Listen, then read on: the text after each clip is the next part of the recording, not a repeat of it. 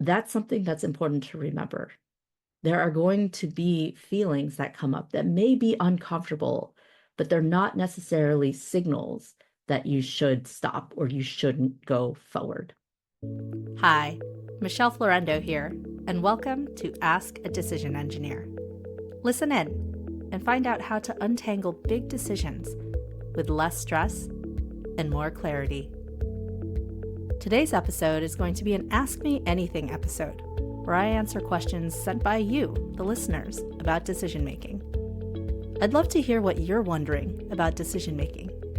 So if you have a question you'd like me to answer on the show, head over to askadecisionengineer.com and leave me a message. Hi. Hi, Michelle. Hi, Michelle. Hi, Michelle. This is Christopher from New York. This is Hannah from Melbourne, Australia. My name is Tomas, and I live in Dublin, in Ireland. I'm Aga from Warsaw, Poland. And my question for you is... My question is... I am wondering... I'd really love to know... I have a question for you. Hi, Michelle. Natalia from Scotland here. My question is, when making big decisions, there are a lot of emotions involved. So how do you distance yourself from all these emotions and at the same time you take them into account? Thank you very much. Bye. Natalia, I love this question for a few different reasons. One, you are actually acknowledging that there are a lot of emotions involved in big decisions. And I don't think I've ever met anyone who was telling the truth and saying that they had no emotions in the face of big decisions. So I'm glad that you're acknowledging that they're there. And then you pose such an interesting question. How do you distance yourself from all these emotions and at the same time take them into account? Now, as a coach, part of my training is to listen between the lines. And what I'm hearing behind your question is this concern of bringing emotion into decisions. And I get it. There's definitely a sentiment out there that is wary of bringing emotions into decisions. I hear a lot of things like, I don't want to make an emotional decision. I want to make a good decision. I want to make sure that I'm making a rational decision. So inherently, there is something in the air around how good decisions are when we are not being emotional. And yet you also ask, how do you also take them into account?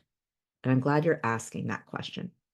Because, so for those of you who are listening, if you've followed my work at all, you know that I often talk about how we cannot ignore emotions in our decisions. But I'm also not saying that we should be completely driven by emotions in decision making. There's an important distinction here. The difference between acting from emotion and being aware of emotion. I'm definitely advocating for the latter because it's in being aware of our emotions that we can use them as valuable data in our decision making. Okay, so let's talk about emotions in decision making. In my last episode, I talked about how we actually focused on emotions as our North Star. When we were trying to explore how is it that we wanted to live out the days in our lives, I asked, how is it that you want to feel? So emotions can play a really important role in pointing to our needs and our wants. And so in that way, we can use emotions as a signal and as an aspiration. But here in this question that Natalia is asking, I want to address all of the emotions that just come up in the face of big decisions. So maybe not necessarily those aspirational feelings that we want to feel, but the ones that are simply present when we are facing big decisions. I talked about how there's this difference between acting from emotion and being aware of emotion. And one of the ways that you can present yourself from acting from emotion or doing what sometimes feels like reckless things is to engage in this practice. Notice and name. Next time when you are in the midst of facing a big decision and you are feeling some of those feelings, take a moment to notice, what are these feelings? And name them. It's in that simple act of creating just a little bit of space to observe your emotion that you can create just enough distance to use them in a constructive way, as opposed to what feels like a reckless way.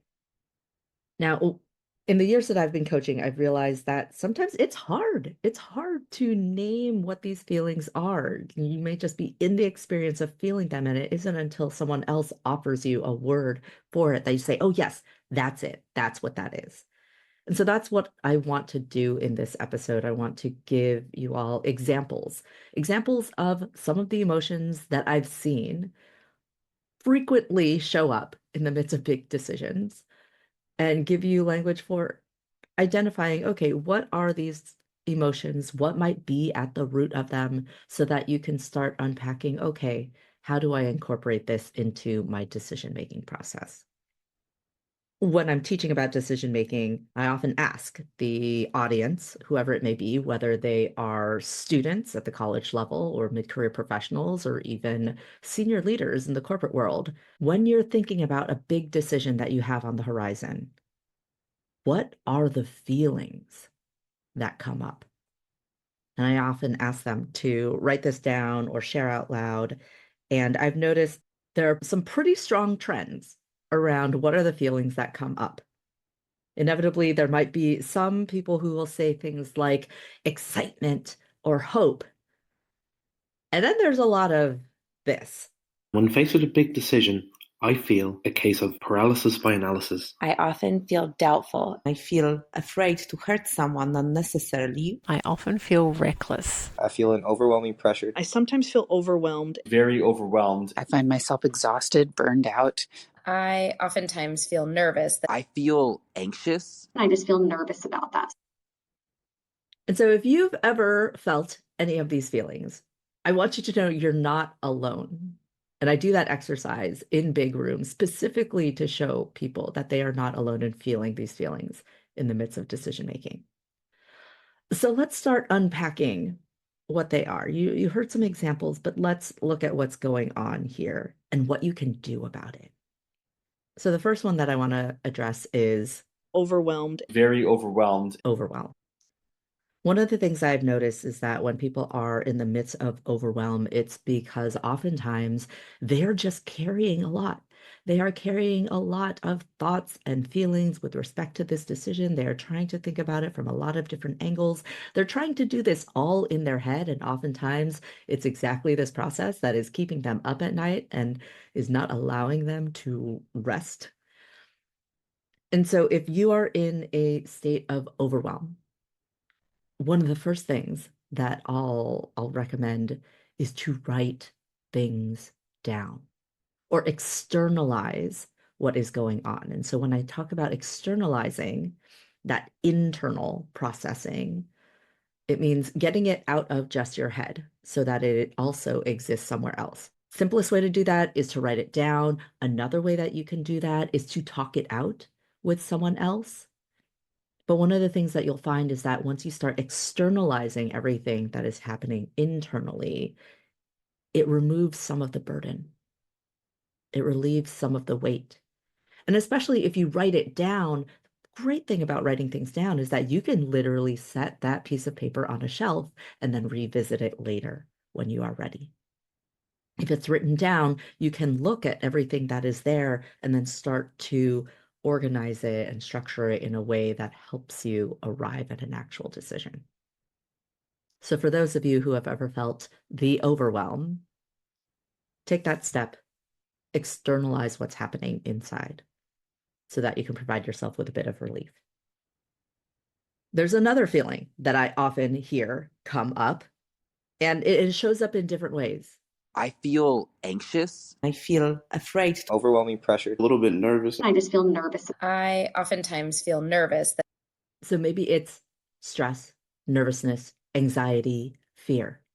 They're all kind of different flavors of the same emotion. But I think when it comes to things like anxiety, stress, nervousness, fear, it's important to peel back the onion a bit and examine what is that fear of? What is that anxiousness about? What is that stress about?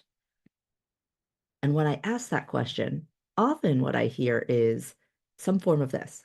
I feel an overwhelming pressure to be right due to fear of that decision's ramifications. I feel a little bit nervous that there isn't a clear-cut path because what if I'm wrong? The need to make the right decision or the desire to avoid making the wrong decision. Now, if you find that you are feeling your feelings because of that thought pattern, so you're feeling this stress, anxiety, fear, nervousness because you're trying to make the right decision, I want you to ask yourself, what does it mean to make a right decision? Or what does it mean to make a wrong decision? And when I often ask people this question, what I'm uncovering is that in their minds, the right decision is the one where all the good things happen. Get what you want, everybody's happy, nothing bad happens. And a wrong decision is where bad things happen. You don't get what you want. Oh my gosh, there are some bad things that you were trying to avoid that actually end up happening. Maybe you disappoint others. There's some impact on other people.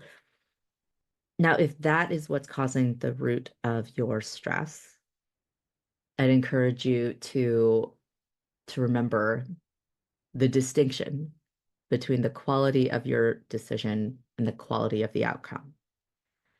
The quality of your decision is not equal to the quality of the outcome, meaning if the outcome is bad, that doesn't necessarily mean you made a bad decision. If the outcome is good, that also doesn't necessarily mean you made a good decision. The key thing here is to recognize that you can only control your decision process. You can only make the best decision that you can with the information that you have. I think what creates some of that stress is when we try to define the quality of our decisions at the point that we are making them by some future metric. And if that's the case, we will never have the confidence or the peace of mind to feel like we're making a good decision because we will always be waiting to see how things turned out. And that's, of course, a recipe for anxiety. And so if you want to be able to feel more confident in your decisions, you want to be able to make decisions that you can feel at peace with, the key is to recognize that the quality of your decision is not equal to the quality of the outcome. I would go a step further and recommend that you define for yourself, what is the threshold for good? What does it look like to make a good decision, regardless of what the outcome is? One of the exercises that I often give people is to complete the following sentence. I can move forward feeling at peace with this decision because, and then you fill in the blank. Because it's only then when you can define what a good decision looks like at the point that you are making the decision that you can truly feel confident and let go of some of that anxiety and stress about needing to control or needing to predict with 100% accuracy what the outcome will be. Because the thing is, we're human. Good decision-making is not about clairvoyance. We will never be able to completely predict the future or control it. So we need to focus on what we can control, our decision process. So that was all about the fear of making the wrong decision. Now, that's only one of the fears that I've come across as I've asked people, what are some of these feelings that come up and what is at the root of it? There are other fears too. One of the other fears that I've come across is the fear of what others might think, or the fear of how this impacts others. Now, I want to address this because this fear of what others might think or the fear of the impact on others is one of those emotions that points to the things that we care about. So if you're afraid of what others might think about this decision, or if you're afraid of the way it might impact others, that means that you care. Now, specifically when it comes to the fear of what others might think, the key thing here is to evaluate, okay, how important is this in relation to the other things that you're trying to optimize for? Sometimes in a corporate environment, for example, it matters very much what others might think. You may need to get the buy-in and approval from a number of different people in order to move a decision forward. And also, in some situations, yes, the impact on others is very real and something that you must consider.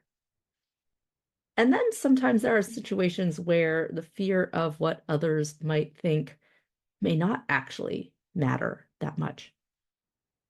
I remember more than a decade ago, after I had gone out on my own, I had left a full-time job to go full-time as an entrepreneur. And that first year was rough for me. It was tough. I mean, I was semi-successful, but I wasn't earning enough to be able to, for example, support a family. This was before I got married and had kids. I was making enough to support myself as someone who is engaged to another person, but it was not going to be enough to support a family with kids in the Bay Area. Very expensive cost of living. And I remember a dream job had fallen into my lap. It was everything that I wanted. It was still coaching, and it was specifically with a population that I really cared about. It would have made maternity leave possible because I would have had a team of coaches that I could, hand over my clients to. And then, and it had health benefits, insurance. It was fabulous. It was everything that I wanted. And yet I remember having such hesitation of saying yes to that role. And I was having a conversation with one of my mentors, and he was asking, what's keeping you from saying yes? And I said, well, I had just started this business. I told everyone that I was going out on my own. I was going to be independent. And, what will they think? And I remember very concretely, he said, what will who think? And I was like, people, what will people think? He's like, who people? What people? Who are they? And who is this decision for? And that was really clarifying for me because I realized at that point in time, yes, I had some fear of what others might think, but the others that I was concerned about weren't really critical players in this decision that I was making. In fact, when my mentor asked me that question, who is it for? I realized, who is this decision for? It's for me. It's for my future family. It's for all of the people that I could possibly impact in this dream job. And so when you encounter that fear of what others might think, fear of how this might impact others, just make sure you kind of look at it closely, see where it needs to fall in your priority stack of objectives. Maybe it is important, and then that, points you to things that you may need to do in, a particular way you need to evaluate just your decision. And then sometimes it may point to actually not that important. Another fear that I see come up is the fear of change. And the fear of change is really real. I mean, we as humans are hardwired to be a little bit uncomfortable with change. Another fear that I come up is simply the fear of the unknown. And it's not necessarily fear of bad things happening, but just the fear of the unknown, fear of not knowing good things or bad things. And that's an important one to recognize because the fear of the unknown, the fear of uncertainty, is often hardwired into our nervous systems. It's something that, through evolution, we have learned to fear. But sometimes it's just a reality. Sometimes that fear of the unknown isn't meant to be a red flag. It's just this residual discomfort because of, how we were socialized or, basically how our brains have evolved over time. And, that fear of the unknown can be very different from the fear of bad things that might happen or fear of making the wrong decision or the fear of, not being able to attain something that you really care about. That's something that's important to remember. There are going to be feelings that come up that may be uncomfortable, but they're not necessarily signals that you should stop or you shouldn't go forward. I remember same mentor used to tell a story about how, pain sometimes can be a feeling that stops us in our tracks. But sometimes it can be a signal that you're just doing the thing that you've set out to do. I'm not a runner, but he would talk about how, if you're going to run a marathon, pain is not a signal to stop. It's a signal that, oh, you are doing this thing. It's just a part of the process. And so in the same way, if you peel back the onion and you feel that the fear is the fear of the unknown or the fear of change, examine, what it is that you want to do with that feeling. Is it something that you really do want to let you stop you? Is it really kind of like a danger zone type of signal? Or is it just a signal that you are doing the thing that you set out to do?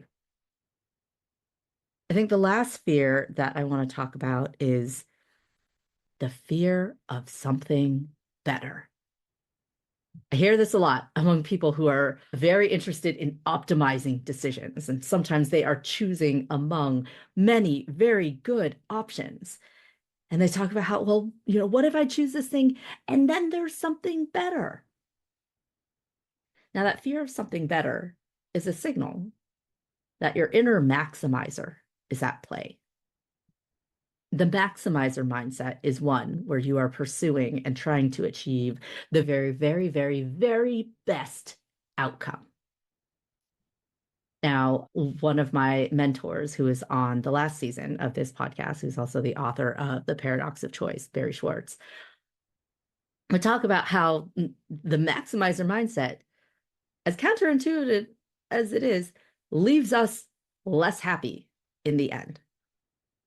How is it that this pursuit of the best leaves us less happy? Well, it's because, again, calling back to how we cannot usually predict or control outcomes, trying to select the very, very, very, very, very best choice that will result in the very best option is often difficult to prove in the moment.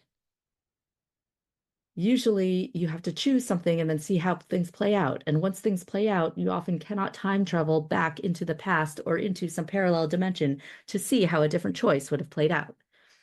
And so the maximizer, this fear of something better, can often lead to dissatisfaction. Can you believe that? And so really, if you're dealing with the fear of something better, the key to mollify that fear, the key to moving through that fear is to be clear with your objectives. Be specific. Define what does it mean to meet the objective and select a choice that meets that threshold. You do not need to find the very, very, very, very, very, very, very best. If you find and choose just one option that satisfies what you are looking for. So I've addressed some of the very common emotions that arise in decision making: overwhelm, stress, fear, anxiety, and the various flavors of fear. But I also wanted to talk about a few that I find are harder for people to articulate. They're kind of sneaky. People might feel it, but they may not be able to name it. So I hope that by describing them, if it does sound familiar, it gives you clues as to what may be going on. Now, one of the emotions that I've seen is sometimes harder for people to articulate is a hopelessness or a feeling trapped, feeling powerless. Actually, this particular feeling is sometimes present not necessarily in the face of a decision the person is aware of, but is present because they don't feel like they have a choice. And that's an interesting feeling to pay attention to when you're feeling hopeless or trapped or powerless, when you feel like you're in that zone of, I have no choice. Because one of my professors at Stanford used to always say, there is no such thing as no choice. There are many options that I don't happen to like because they don't satisfy my objectives.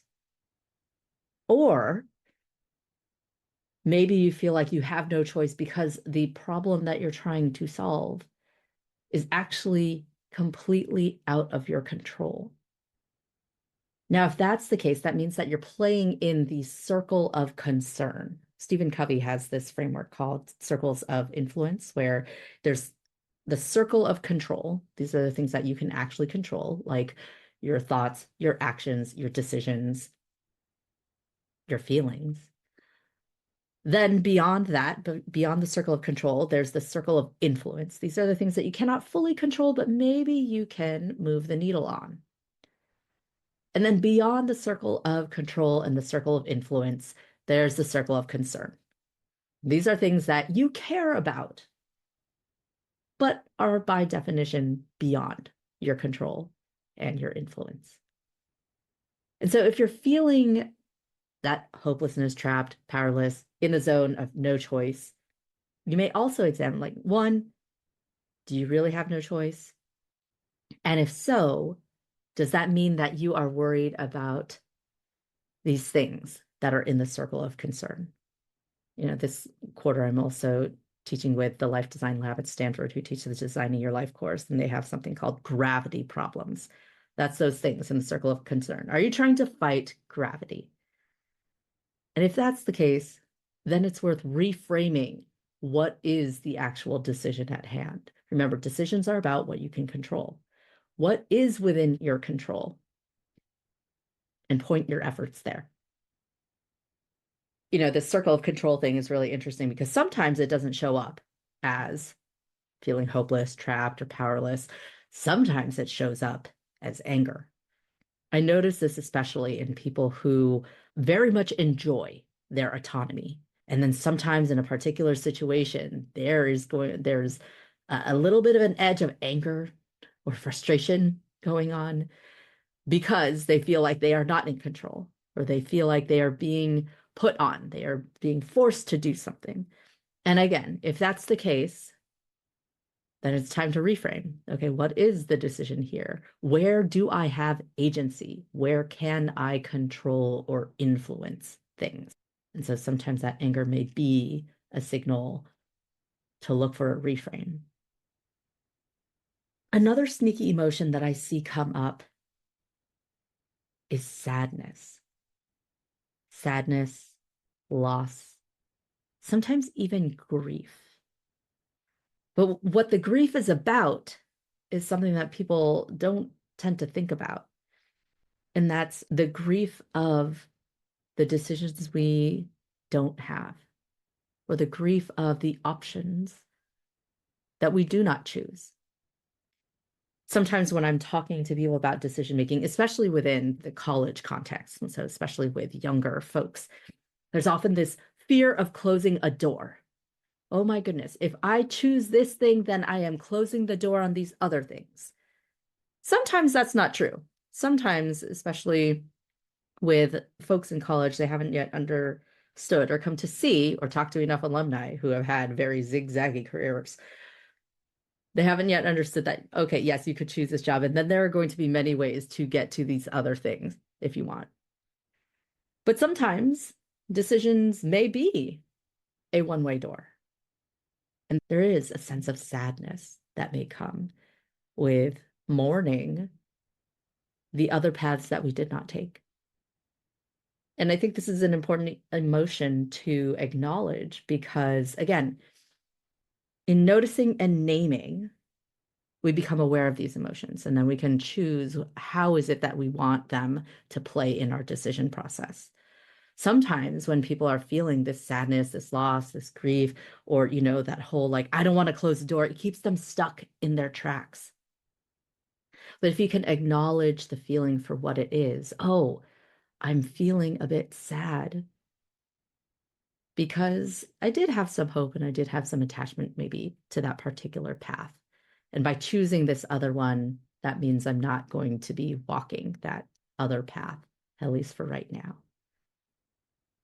By naming it, you can give it a bit of air, understand what it really is, and then move through it.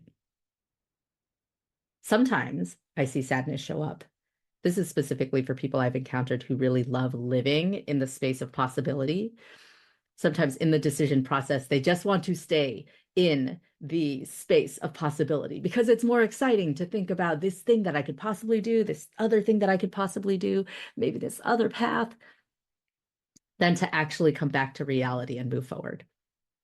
And so same thing, again, sometimes needing to make a decision may come with a bit of sadness, but not sadness that is bad. It's just sadness that is inherent in the process.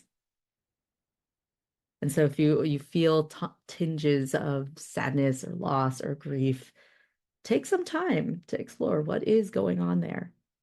And if it's something that is pointing to just like a natural part of the process, just know that that's not a red flag that should keep you from moving forward. It is what it is. Lastly, I want to talk about impatience. I have encountered many, many people who will get stuck in decision making because they're trying to make the right choice, or they're trying to like know as much as possible, or they're trying as best as they can to control the outcome. Or maybe they're trying to stay in the land of possibility. And then I also encounter people who sometimes feel reckless because of their impatience, because of their deep discomfort with the lack of resolution, and they just want to move to closure as soon as possible. If you're one of those people, pay attention to that feeling. Because again, you don't want to act from emotion. You want to be aware of emotion. And this is where, sometimes the rashness or recklessness can come in when you're not noticing that it's the impatience that is driving you towards the decision versus rigorous process, or at least like feeling right about it. So keep an eye on that if you're one of those people who tends to be deeply uncomfortable with loose ends. I hope that this episode has been useful. Again, part of being able to move from acting from emotion to being aware of emotion and really extracting insight from emotion is being able to create the space to notice and name. And my hope is that the more that you get into the practice of noticing and naming these emotions and then folding those insights into your decision process, the more you can feel this way in decision making. There you have it. This episode on all the feels, all sorts of different emotions. And at the end of the day, emotions are simply another source of data that you can use in your decision making. And what's interesting about emotions is that this is data that comes to you quickly. So the better you're able to decipher what's going on, the more data you'll have at your fingertips. Join me next week where I have an episode where I talk about how I applied some of what I teach to a risky decision I was facing in my own life. See you next time. Thank you so much for listening to the show. If you know of someone who might benefit from learning more about how to make good decisions, please send them a link to our website, askadecisionengineer.com. The website, askadecisionengineer.com, is also the place to go if you're interested in more resources on decision making or would like to submit a question to potentially be answered on a future episode. Again, this is Michelle Florendo from Ask a Decision Engineer. Thanks so much for listening, and I'll see you on the next episode.